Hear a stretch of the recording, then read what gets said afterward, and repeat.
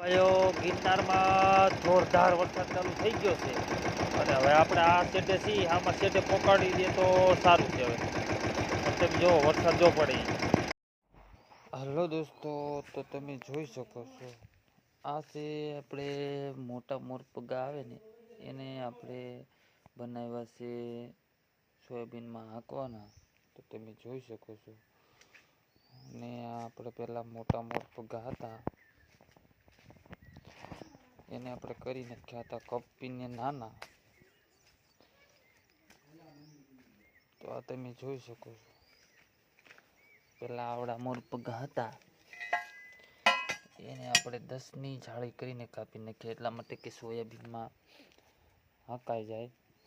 અને આ જોઈ જો આપણે 3 મોરપગા કરીને આપણે સોયાબીનમાં હાંક્યા હતા.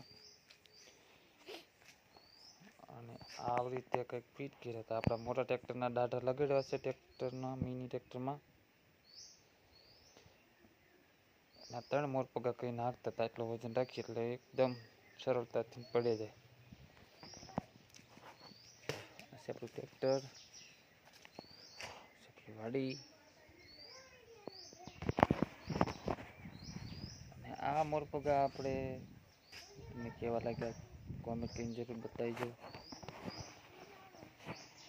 છોકરાઓ અત્યારે સાયકલ લઈને રમી રહ્યા છે તમે જોઈ શકો છો.